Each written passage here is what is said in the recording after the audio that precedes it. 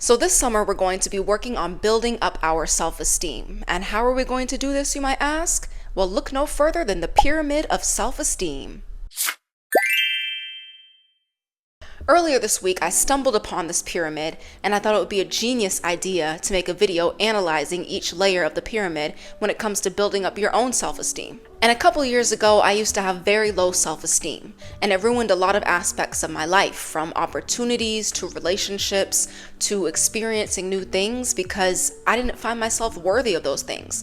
I didn't have the self-esteem that said that, hey, I deserve these things. I'm worthy of experiencing these things. And so I sabotaged a lot of those things. But ever since my self-esteem has improved, my life has become so much better. And I want yours to become better as well. And this is why we need to take a look at this pyramid, because I guarantee you, if you follow every single thing on this pyramid and build these things up, your self-esteem is going to skyrocket. And make sure to have an open mind about it as well when we go through the layers, because one of the layers might be the layer that you might just need to work on. But without further ado, let's get into it. So on the bottom of the pyramid, we have self-awareness. And why is self-awareness the bottom foundational layer of self-esteem building? If you currently have low self-esteem, having self-awareness around certain thoughts, ideas, behaviors, and mindsets that might be contributing to your low self-esteem is a great first place to start. And I want you to understand something very important. Low self-esteem is not something that just exists on its own.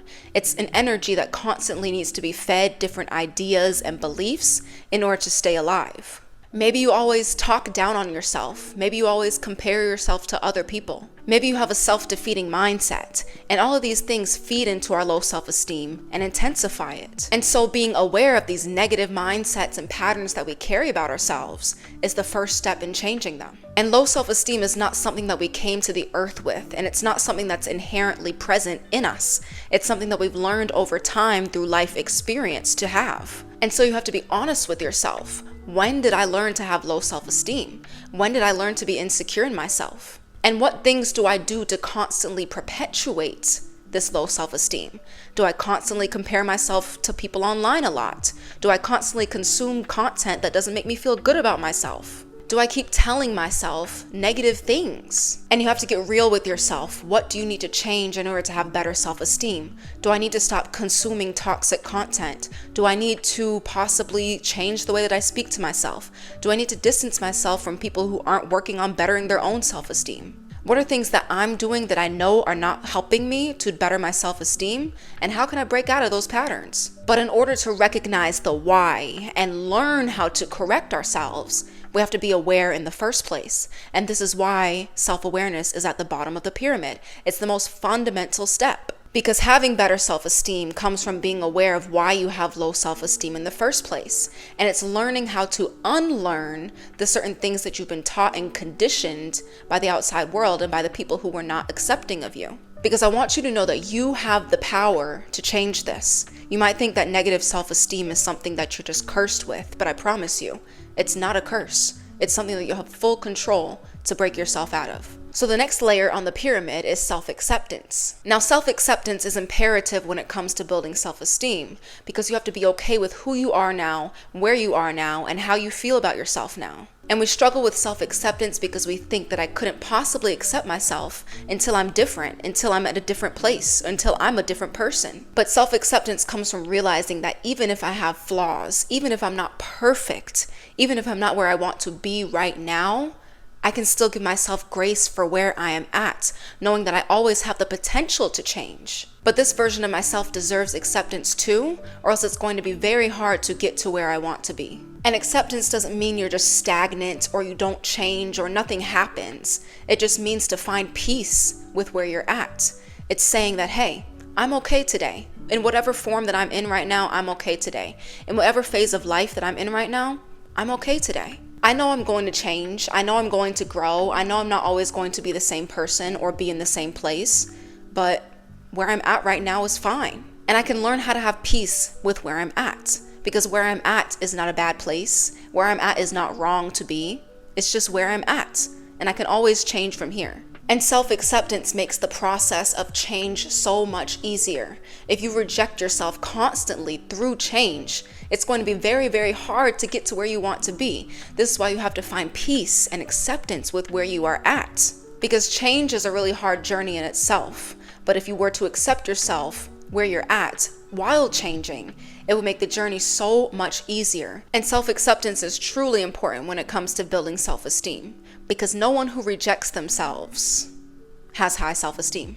Period. That's it.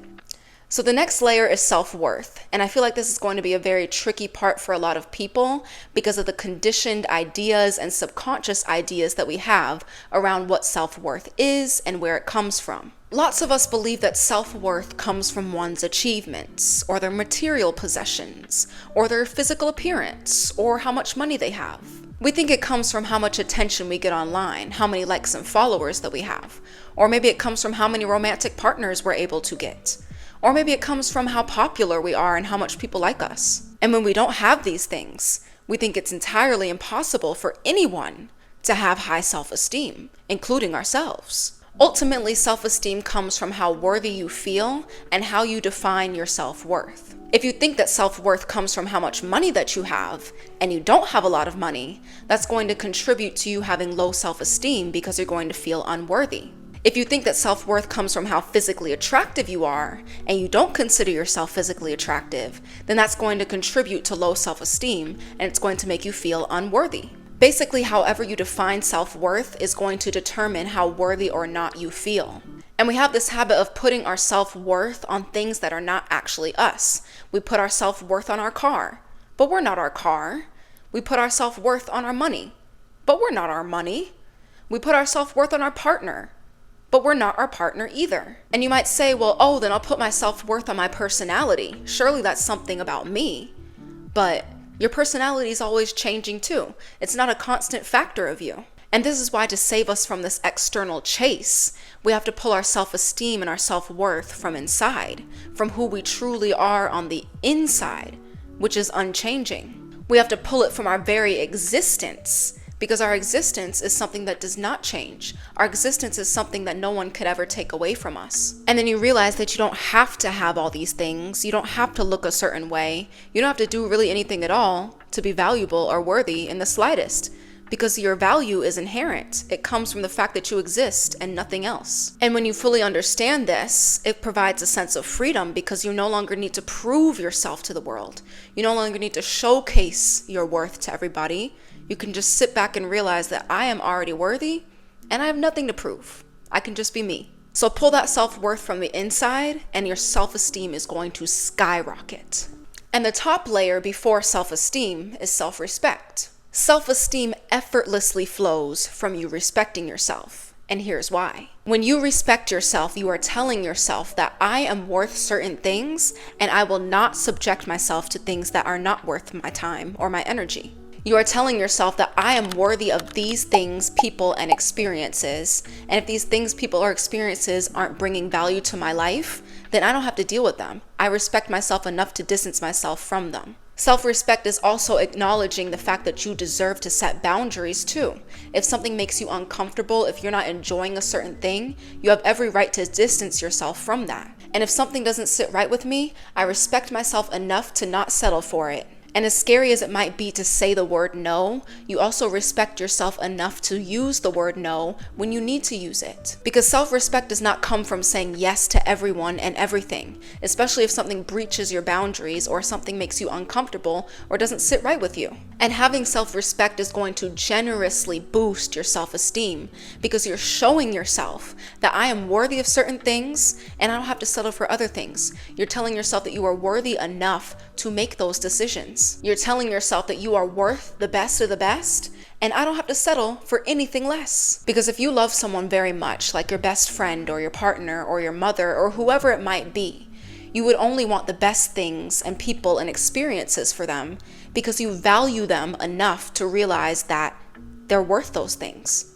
And you respect that value in them. And therefore you need to do the same thing when it comes to respecting yourself. So at the very top, we have self-esteem, and all of these layers make up what self-esteem is. So let's do a quick recap. Self-awareness is being aware of what keeps your low self-esteem in effect and what changes you can make to improve it. Self-acceptance is saying, who I am today and where I am at today is just enough, and I can always change from here, but I can find peace with where I am at right now.